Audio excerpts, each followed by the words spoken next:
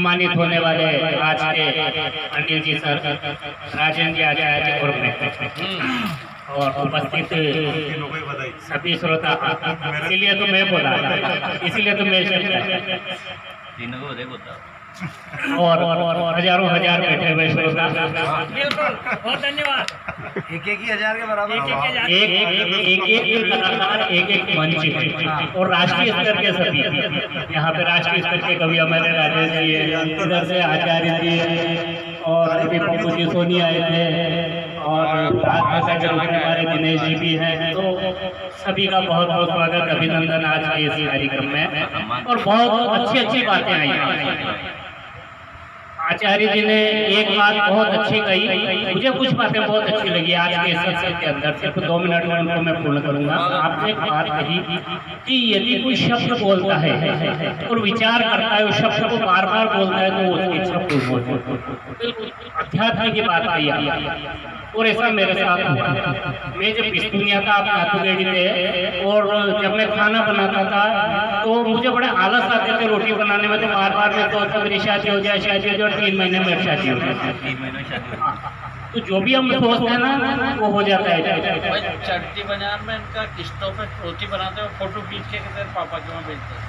आज आपने सोचा होगा 11:30 बजे चलूंगा और 6:30 बजे नंबर आएगा। अब उसी पे आ गए। दूसरी बात आई, आचार्य ने कविता सुनाई बहुत अच्छी, प्रेम की, पति पत्नी में कैसा प्रेम रहना चाहिए। लेकिन यदि संसार से वैराग्य लेना है, प्रेम के लिए कहा कि जो मैं जानती के प्रीत रहना, कोई ऐसा कुछ कहा है किसी कवि ने, तो ज्यादा अगर प्रीत रहेगी तो मोह बन जाएगा। और आपके हड़म क्या से जो सेवा निवृत्त हुए नहीं, मैंने वहाँ ऐसा मोह देखा कि वर्षों बरस तक आपकी स्मृतियाँ आपके हृदय में रहेगी। और ऐसा मोह मेरे साथ नहीं हुआ। मैंने तो मेरी सेवा निवृत्ति का फेयरवेल भी नहीं करवाया। हमारे जो वाइस प्रिंसिपल साहब ने चुपचाप वो साफा लिया है और मुझे सम्मानित करके न मेरा स्टाफ से मोह था न किसी से, और मुझे बड़ा आनंद प्राप्त हुआ। लेकिन बालचंद जी का मेरे प्रति स्नेह था, ये मोह नहीं था। इन्होंने अपने अवसर को यहाँ पे पूरा कर दिया है।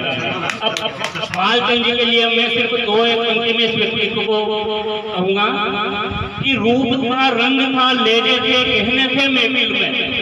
रूप था, रंग था, लेजे थे, गहने थे महफिल में, लेकिन एक शब्द सादगी से सब पर भारी पड़ गया। क्या बात है। तो ऐसा व्यक्ति तो पूरा परिवार ही कलाकार है। और जब शादी होती है गृहस्थ जीवन में, और जैसे जैसे हम उम्र के पड़ाव को, सीढ़ियों को चढ़ते जाते हैं, मेरा एक और बात सुनाओ, क्या कर गया। रूप था, रंग था, रूप था, रंग था, लहजे थे, कहने थे महफिल में, लेकिन एक शब्द सादगी से सब पर भारी पड़ गया। सादगी वो थी। और मैं बिकने चला था बाजार में, मुझे अनमोल कर एक बोलने लगा। और तेरी सूरत पे नहीं, हम तो तेरी सादगी पे मरते हैं। वाह।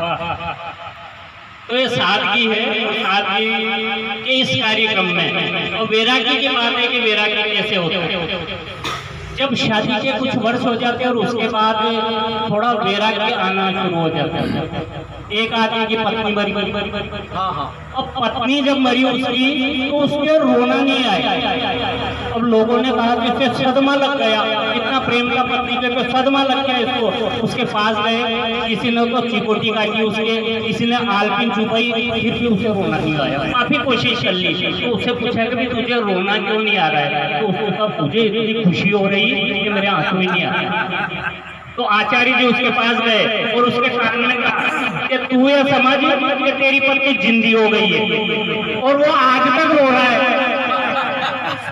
ये वैराग्य, कभी कभी ऐसा वैराग्य हो जाता है। और बात अब समय की बहुत कमी है, कुछ बातें फिर अगले जो कार्यक्रम होंगे उसको पूरी करेंगे। आज की पूर्ति हम तो 11 बजे से बैठे हैं। और एक बात पुरोहित जी ने बहुत अच्छी कही कि 3 महाशक्तियां, अमेरिका, भारत और एक और ब्रिटेन, 3 महाशक्तियां 2000 50 तक बनेगी। लेकिन मैं कह रहा हूँ कि हमारा भारत देश 2030 में महाशक्ति बन सकता है पूरे विश्व की, लेकिन सिर्फ एक जगह हम थोड़े से कमजोर पड़ जाते हैं। एक बार एक विदेश का व्यक्ति आया और रेलवे स्टेशन पे 9 बजे का टाइम और 9 बजे ट्रेन आ गई, बिल्कुल 9 बजे। उसने कहा कि बाहर मेरे भारत देश मान स्टेशन मास्टर ने कहा कि भाई साहब ये ट्रेन कल की है जो आज 24 घंटे लेट है।